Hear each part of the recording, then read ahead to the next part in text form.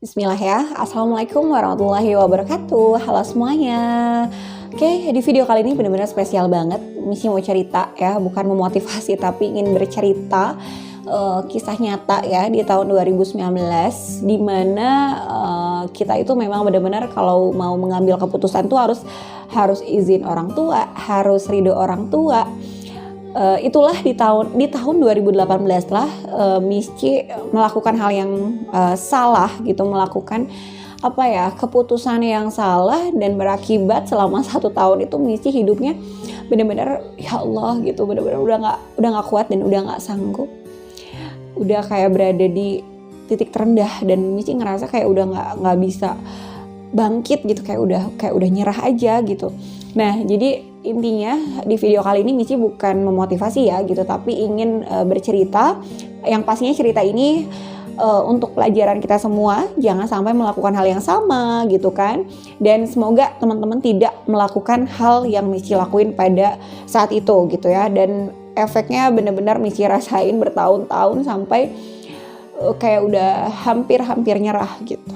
Ya, oke. Kita mulai ya.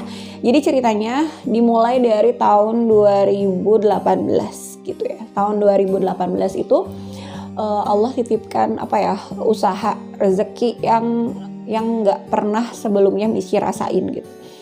Pada saat itu Misci ada telepon ya. Ini ceritanya ini real ya, nyata dan tanpa reka-reka. Misci sambil nginget-nginget gitu. Oke. Jadi tahun 2018 itu Misci terima telepon kan. Nah, sempat Misci itu kredit HP kan waktu itu. Makanya Misci kredit HP di sini ya gitu. Di si A gitu. Di si A ini adalah pinjaman kalau kita mau kredit HP lah gitu. Nah, sampai 3 kali gitu Misci kredit HP lunas, ambil lagi lunas, ambil. Kenapa? Karena memang butuh untuk HP admin, HP Misci gitu kan, untuk orderan segala macam. Karena Misci waktu itu kerjanya tuh di online shop gitu. Jadi benar-benar HP itu nomor 1. Jadi Misci beli HP lagi untuk admin gitu. Nah, pada saat itu karena udah 3 kali ambil dan beres, akhirnya di bulan-bulan di tahun 2018 Misci dapat telepon, dapat kabar bahwa dapat pinjaman sebesar 20 juta dan besok cair. Kalau misalkan sekarang pengajuan, besok cair 20 juta. Jujur posisi di situ Misci nggak punya hutang sama sekali kecuali motor paling ya, motor sama udah motor lah ya. Misci belum nikah gitu, belum punya cicilan yang berat-berat ya, sebatas motor gitu. Pada saat itu 20 juta Misci langsung ngajuin karena pertama Misci mikirnya kapan lagi kita dapat pinjaman yang besar gitu. Kita dapat pinjaman yang besar. Akhirnya tanpa bilang ke orang tua, tanpa bilang ke admin gitu kan, Misci langsung proses tuh ajuan gitu ya. Jadi kita tuh dikasih 20 juta tapi harus dibeliin emas gitu. Nah, Misci mikirnya pada saat itu adalah ya udah deh nabung buat nikah gitu. Nah, jadi positif lah pikiran Misci, ya udahlah buat nikah, buat tabungan buat nikah gitu.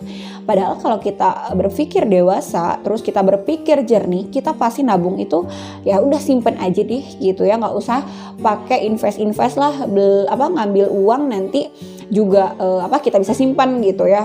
Pokoknya pikiran Misci itu benar-benar kayak anak kecil lah, belum bisa berpikir dewasa pada saat itu gitu. Dan Misci umurnya 22 21 gitu. Jadi benar-benar kayak baru aja gitu, barulah gitu. Mendapatkan sesuatu yang baru lah gitu ya. Ya seperti pinjaman yang sangat besar itu baru banget gitu. Nah, udah gitu Misci ngajuin. Pas Misci ngajuin itu di ACC. Alhamdulillah di ACC gitu. Waktu itu gitu. Alhamdulillah, tapi menjadi awal Misci merasakanlah titik terendah dalam hidup gitu. Nah, di ACC besok cair 20 juta gitu. Itu selama 2 tahun cicilannya sekitar 1.465.000 Misci masih inget ya. Hampir 1,5 per bulan gitu. Nah, sebelum Misci ajuin, Misci kan ngitung-ngitung dulu kan, ada nih buat bayarnya, karena waktu itu dari online shop aja ada lah gitu, lumayan gitu. Nah, kebayarlah 2 tahun ini gitu kan. Nah, pada saat itu udah di ACC, terus harus dibeliin emas. Akhirnya Michi beliin emas, bener beli emas gitu Michi. Nah selama setahun ya, ini dampak yang udah mulai Michi rasain, selama setahun kebayar. Nah tahun berikutnya Michi ngerasa online shop itu semakin turun, penjualan itu semakin turun, terus ada trouble sama admin gitu kan, terus Michi ngerasa kok orderan benar-benar kurang gitu kan. Beda waktu Michi belum pinjam ke situ tuh kayak orderan tuh kayak berlimpah, sama admin ya enjoy gitu kan. Tapi semenjak menginjak pinjaman itu tuh kayak nggak ada keberkahan sama sekali. Jadi uang yang Michi dapetin tuh bukan buat diri Michi pribadi, bukan buat makan, tapi untuk membayar hutang gitu. Nah, trouble itu ada gitu ya. Kesiksanya Michi itu pada saat itu adalah trouble, masalah ini dari sini tuh bermunculan gitu. Nah, itu yang Michi rasain sampai titik bener-bener gak ada orderan sama sekali sampai 0. Admin sisa 2 juga Michi stopin. Akhirnya Michi udah stop aja di online shop gitu. Nah itu ya. Nah dari situ Michi mulai sendiri kan gitu. Posisi Michi waktu itu tuh hamil ya. Lagi hamil. Bulan-bulan awal hamil muda lah gitu ya. Udah ngerasain yang namanya pabelit bayarin lah gitu ya. Pabelit hutang lah gitu. Nah itu mungkin akibat dari yang awalnya pinjaman itu gitu. Michi ngerasa kok Michi kerja bukan bisa nabung ya, tapi malah untuk bayar hutang gitu. Michi lupa lagi ceritanya gimana. Pokoknya Michi tuh waktu itu tuh bener-bener keuangan tuh kayak gali lubang tutup lubang, dan akhirnya banyak yang nagih gitu. Nah singkat cerita, pada saat hamil itu Michi, ini kejadian nyata ya, pada saat Michi hamil itu debt collector dari yang Michi pinjem itu datang gitu. Pada saat itu datang, Michi belum jualan, belum mengambil keputusan jualan. Datang, Michi nggak punya kerjaan apa-apa gitu. Hanya sebatas guru les dari rumah ke rumah, bayarannya berapa gitu. Sedangkan cicilan 1,5 belum sama bunga gitu. Jadi kayak bulan kemarin Michi nggak masuk nih uang, udah berapa bulan lah Michi nggak masuk uang, dan akhirnya itu sekitar 3 juta apa 4 juta itu awalnya, 3 juta sampai 4 juta. Nah belum kan bulan-bulan berikutnya, belum sekitar 6 bulan lagi apa 7 bulan ke depan lagi gitu Michi itu harus bayar gitu, belum ditambah bunganya yang sampai akhirnya hutang Michi ke salah satu pinjaman online itu semakin besar karena nggak dibayar-bayar gitu. Dan Michi nggak punya kerjaan tetap, hutang selain ke situ juga ada, jadi kayak ke A, ke B, ke C, ke D juga masih ada lah. Ibaratkan banyak banget. Pas Michi totalin tuh sekitar 30 juta lebih hutang Michi pada saat itu. Nah frustasi lah gitu. Yang nanya gimana rasanya, frustasi banget. Gak punya kerjaan tapi hutang banyak gitu. Nah sampai Michi jualan, waktu itu jualan seblak ya. Ya minimal untuk untuk diri Michi makan aja lah gitu ya, untuk makan aja udah alhamdulillah gitu. Tapi dibawa enjoy karena basic Michi adalah basic jualan juga, jadi nggak malu sama sekali, nggak capek, malah seneng gitu. Cuman bertahan 2 bulan karena karena dari 2 bulan itu tuh kayak emang udah capek aja sih gitu, karena udah mulai sepi juga jualan seblaknya gitu. Akhirnya ditutup aja dan Michi coba menggeluti sebagai pengajar lagi.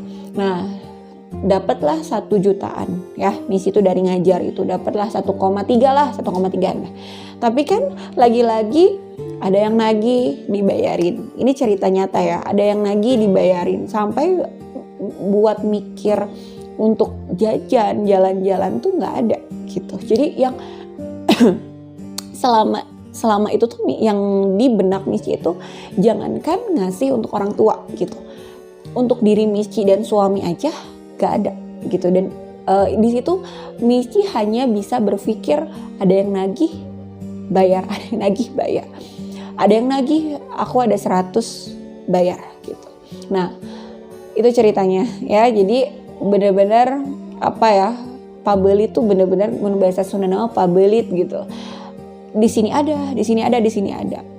Michi orangnya pengen tertata ya, jadi sampai Michi nggak punya duit pun ada catatan Michi itu harus bayar kemana aja. Akhirnya Michi catat tuh semua, memang totalan tuh gede banget ya, puluhan.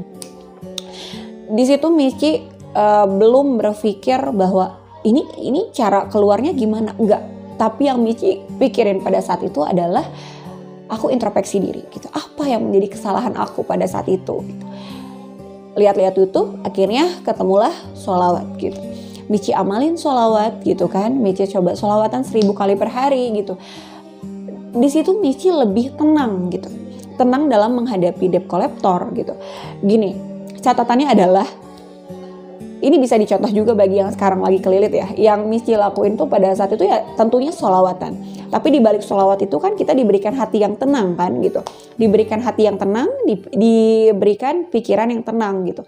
Kita dikasih pikiran yang jernih, pikiran yang tenang, dan dari situlah kita bisa berpikir untuk menyelesaikan solusi itu. Nah, pada saat itu Michi sholawatin, tapi Michi berpikir gitu, ini mencari solusinya gimana gitu. Tapi sebelum mencari solusi, Michi lebih memperbaiki diri. Apa yang menjadi titik kesalahan Michi? Michi ngerasa pertama mungkin sedekah kurang, yang kedua adalah mungkin karena pinjaman itu yang bikin kesiksa gitu. Dan sombongnya Michi pada saat itu adalah Michi selalu berpikir gini, gak apa-apa deh pinjam, nanti juga besok uang ada lagi. Michi belanjain deh ini uang yang ada 1 juta, hari ini beres misalkan, karena besok ada lagi. Memang awal-awal seperti itu ada terus, dan itu ya sombongnya Michi itu, kita nggak pernah berpikir bahwa rezeki itu adalah titipan yang kita nggak pernah tahu kapan Allah ambil gitu.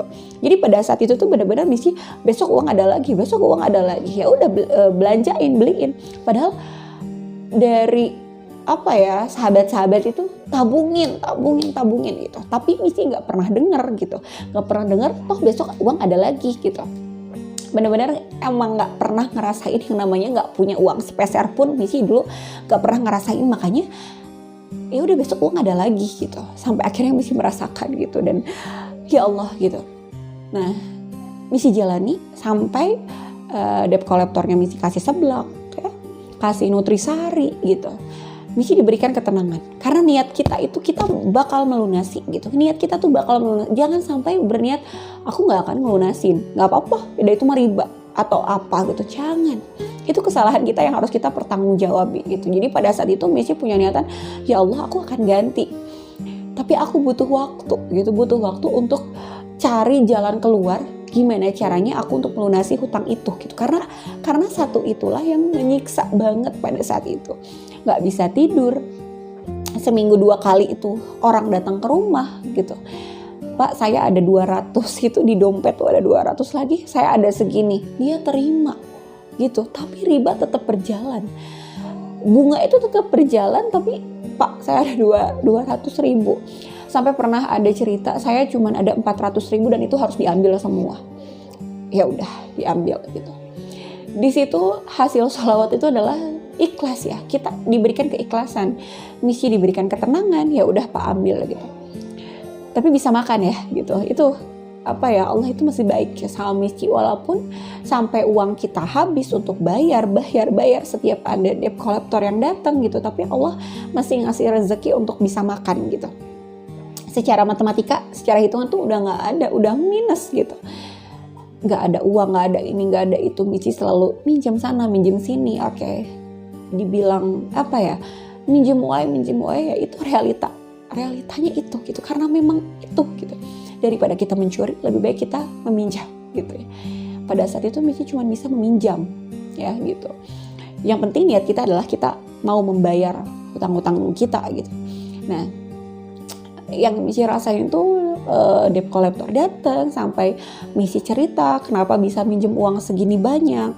Michi cerita ke debt collector itu, Michi cerita sampai alhamdulillahnya tuh yang datang ke rumah tuh baik-baik, sopan-sopan gitu. Ibu punten gini-gini, nggak yang gres galak garang gitu, nggak, sopan-sopan. Jadi Michi tuh ngerasa alhamdulillah gitu, nggak apa-apa, silakan datang ke rumah. Sampai rumah udah difotoin, Michi difotoin. Mungkin tetangga yang lirik apaan sih gitu kan, mungkin pikirannya udah ini, tapi wallahu alam ya gitu, berpikir gimana. Nah itu apa ya, kehidupan Misy pada saat itu gitu. Sampai Misy jujur malu juga sih sama ibu abah gitu. Sama ibu abah tuh malu aja gitu. Karena Misy walaupun udah nikah itu belum bisa membahagiakan, belum bisa memberikan sesuatu yang beliau inginkan gitu. Hanya beban gitu. Sampai Misy nggak pernah bercerita begini gitu. Karena apa ya, berat gitu untuk menceritakan tuh, kayak berat gitu. Udah deh, aku aja deh yang nanggung gitu. Aku aja deh yang nanggung, aku aja yang hadapi. Ada orang ke rumah juga aku yang hadapi, posisi lagi hamil gitu. Logikanya dan katanya orang yang hamil itu nggak boleh stres gitu kan. Dari awal hamil sampai keluar ya Rafa, stres itu ada gitu. Masalah berat itu ada gitu. Nah, cuman pegangan Misy adalah Allah gitu. Misy berpegang sama Allah bahwa lindungilah anak Misy yang ada di dalam kandungan Misy gitu. Karena masalah yang Misy hadapi itu berat banget gitu ya. Ditagih sana sini, bukan dari itu aja, tapi ada temen juga yang nagih ke rumah gitu kan. Karena Misy minjem uang berapa belum dibayar gitu. Pokoknya sampai sedih lah masa-masa itu. Cuman berharap ya Allah, semoga yang dalam kandungan Misy itu sehat gitu ya. Dan tidak menjadi anak yang seperti Misy gitu. Semoga bisa menjadi anak yang kuat, yang hebat gitu, yang bisa membahagiakan orang lain gitu kan. Nah, selama Misy mengalami hal seperti itu tuh banyak pelajaran yang Misy dapat gitu. Mulai dari cara menghargai orang lain yang minjem ke kita gitu kan. Cara menyikapi orang lain lah gitu. Cara menghargai orang lain gitu. Kita harus benar-benar menghargai apapun profesi orang lain, baik itu pedagang, baik itu profesi apapun, kita harus sopan, harus tetap sopan gitu. Pokoknya banyak yang Misy dapat gitu dari titik rendah dalam hidup Misy seperti itu gitu. Ditagi-tagi, bangun pagi itu Misy bukannya menghirup udara segar ya. Tapi Misy itu pas buka WA tagihan semua gitu. Dan itu dari teman-teman gitu. Dari teman-teman gitu. Dari teman-teman Misy yang dulunya deket sampai pokoknya yang dulunya deket sampai nagih, sampai benar-benar ucapannya tuh yang benar-benar yang sampai sakit gitu. Nah, pada saat itu juga Misy tetap lanjutin, tetap semangat, karena kalau kita nggak semangat kita nggak bisa berpikir maju ke depan gitu. Kalau kita nyerah nggak akan menyelesaikan masalah gitu. Jadi kita terus maju, terus hadapi gitu. Apapun yang terjadi kita terus hadapi karena Allah itu Maha melihat gitu. Dan yang Misy rasain waktu itu adalah yakin kita bisa bangkit, minimal bisa melunasi hutang-hutang kita gitu. Nah, terus jalani gitu kan, sampai lahiran Rafa pun Misy tetap jalani gitu. Itu belum beres, sampai lahiran Rafa belum beres.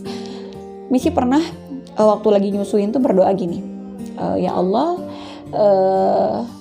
Misy pengen punya kerjaan gitu yang dibayar sama orang, karena Misy kan belum pernah bekerja di luar yang bukan ngajar ya gitu. Jadi pekerjaan apa yang kira-kira bisa digaji gitu. Misy sholawatin dan akhirnya dapat. Misy sempat kerja di konveksi kerudung waktu itu. Nah dari situ Misy lebih lebih tenang, karena dari gaji itu tuh Misy bisa bayar satu persatu orang yang Misy pinjami gitu. Itu dari sholawat juga. Jadi pada saat nyusuin itu Rafa udah 1 bulan tuh udah ditinggal kerja, bukan ngajar ya, tapi Misy ke konveksi gitu. Karena doa Misy pengen lunas hutang gitu ya, pengen kerja tapi untuk lunas hutang gitu. Jadi pas udah beres hutang itu Misy resign gitu. Karena pada saat itu tuh Misy nggak dibayar 3 mingguan lah, 3 minggu gitu. Misy ikhlasin, nggak minta pertanggungjawaban, yang penting Misy keluar, dan itu lokasinya dekat rumah Misy di Cicalengka di sini gitu. Nah, setiap pulang dari kerjaan itu Misy sholawatin, ya Allah, aku ingin bangkit, berikan hamba satu kesempatan lagi untuk punya usaha gitu, untuk bisa menata hidup lagi gitu. Missy ingin merasakan rasanya apa ya, yang tidak pernah Missy rasakan sebelumnya gitu kan. Pengen merasakan ketenangan yang benar-benar tenang gitu, tanpa tagihan, tanpa apa gitu. Ya walaupun sekarang juga ibaratkan namanya manusia pasti ada cicilan-cicilan, tapi tidak seberat pada saat waktu itu gitu. Belum hutang, belum cicilan, belum tagihan dari teman-teman. Bener-bener sebulan itu Missy masih ingat, kalau nggak salah catatannya juga masih ada. Dalam setiap bulan itu Missy harus melunasi utang itu 5 juta ya. 4-5 juta gitu. Gak tahu itu kenapa bisa, Missy juga bingung. Karena ya itu gali lubang tutup lubang gitu. Dan kita tidak punya kerjaan, sedangkan pengeluaran harus tetap ada gitu. Nah, rasa bersyukur Missy pada saat itu adalah memiliki suami yang sabar gitu. Dan bisa mengarahkan gitu. Dan bisa memotivasi Missy juga untuk tetap bangkit. Jualan ini, jualan itu dia tetap semangatin gitu. Itu yang bikin Missy yakin gitu. Missy punya suami, harta Missy itu hanya punya suami dan orang tua, teman-teman deket lah gitu yang mensupport gitu, yang tahu masalahnya mensupport. Bikin Missy itu yakin bahwa nikmati proses tagihan ini gitu. Nanti juga pasti ada jalan keluarnya. Gitu.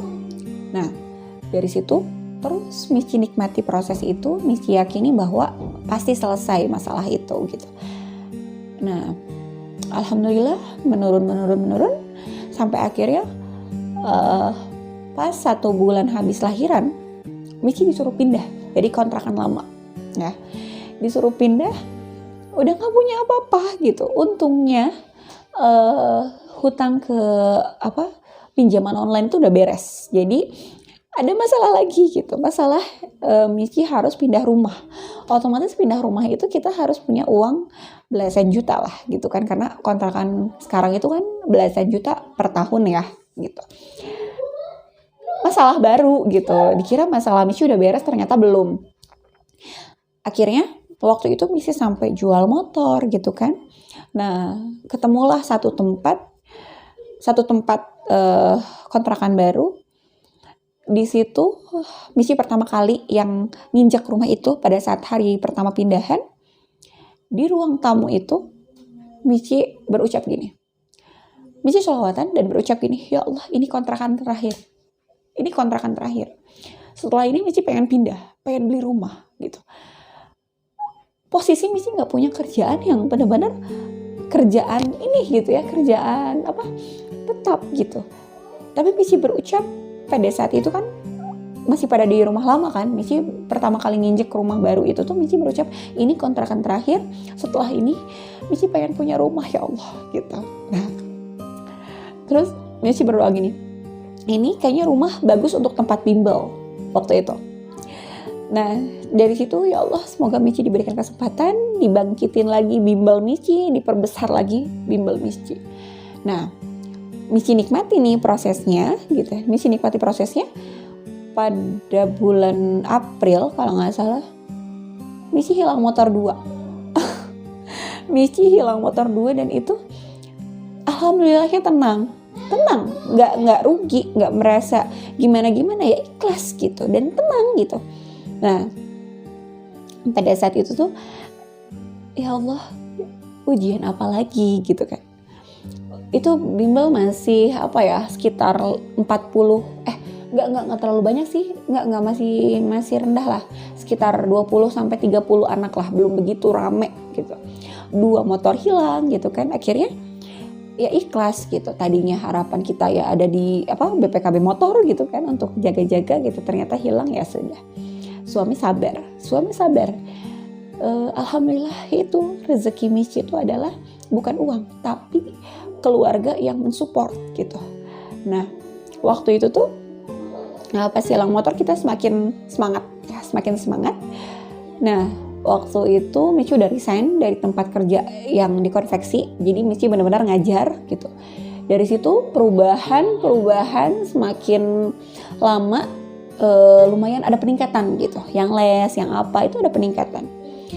Dari situlah gitu Missy mulai menata lagi hidup Missy gitu. Di situ alhamdulillahnya ya Allah, bener-bener doa yang Misci inginkan itu sedikit-sedikit kayak terkabul gitu. Kayak pengen ngambil rumah, dipermudah sama Allah gitu rezekinya gitu kan, dari bimbel. Nah dari situ tuh apalagi pas udah di ACC, pas udah pindah ke sini, benar-benar nyata Misci pindah ke yang sini tuh Desember. Misci tuh pindah ke rumah yang kontrakan terakhir itu adalah Januari. Jadi belum setahun Allah udah kabulin apa yang Misci inginkan. Pertama punya bimbel yang besar ya, yang dipercaya lah gitu, nggak yang besar-besar banget lah. Misci cuma bimbel rumahan, maksudnya yang dipercaya orang banyak. Dan Misci pengen rumah, Allah ijabah gitu. Ya Allah, betapa anehnya gitu, betapa anehnya Misci pada saat terijabahnya harapan gitu, terijabahnya keinginan itu flashback ya. Dulu aku gini, sekarang aku gini. Ini teh mimpi yang nyata gitu. Nah dari situ Misci terus meyakini sholawat, sampai Misci selalu memberikan motivasi semangat dan sholawat gitu ya untuk sukses itu. Karena apa? Karena kita harus yakin setiap titik terendah pasti kita bisa keluar dari masalah itu gitu. Asalkan kita rajin mendekatkan diri kepada Allah gitu. Nah, poin yang Misci lakuin pada saat itu adalah pertama, introspeksi diri dulu. Ya, introspeksi, lebih banyak istighfar, memperbaiki sholat kita, memperbaiki ibadah kita, perbanyak sholawat itu. Yang pertama, karena dari situ kita diberikan ketenangan jiwa, ketenangan hati, pikiran gitu kan. Dari situ, dari ketenangan itu kita bisa berpikir kemana kita harus melangkah. Langkah pertama jangan langsung berpikir solusinya gimana. Perbaiki dulu diri kita gitu. Kita aja banyak dosa, gimana doa kita nyampe gitu. Jadi bersihkan dulu diri kita gitu. Sholat taubat, tahajud tuh harus rajin. Sholat wajib itu harus rajin ya. Terus udah gitu, habis itu paling seneng tuh coret-coret ya. Jadi hutang kita kemana aja tuh dicatat semua gitu. Ini nanti dari mana ya uangnya? Ini dari mana ya uangnya? Kayak gitu. Nah itu yang Misci lakuin. Yang ketiga adalah action. Gak mungkin kita cuman bikin strategi, sketsa, kita mau lunasin hutang pakai apa aja, tapi kita gak gerak, gak action. Kita coba cari usaha apa aja gitu. Rezeki itu Allah yang menentukan gitu. Kita ikhtiar aja, ikhtiar itu wajib. Gak cuma sholawat, gak cuma membuka harapan, membuat harapan, gak cuma itu, tapi kita harus beraksi. Kemana kita harus melangkah untuk bisa melunasi hutang-hutang kita. Itu yang Misci lakuin pada saat itu. Oke, semoga cerita Misci ini bisa menjadi pegangan juga buat teman-teman semua, bahwa jangan pernah meminjam uang pinjaman online ya. Di dunia kesiksanya seperti ini, apalagi di akhirat gitu. Itu yang Misci selalu ingat. Ini kesiksa banget nih hidup gitu karena uang itu gitu. Apalagi di akhirat gitu. Kita manusia tidak luput dari kesalahan. Selalu perbaiki dan menjadi pribadi yang lebih baik. Jangan sibuk mencari kesalahan orang lain. Kita aja masih banyak yang harus diperbaiki. Terus semangat, tetap semangat, dan salam sukses. See you, goodbye, assalamualaikum warahmatullahi wabarakatuh.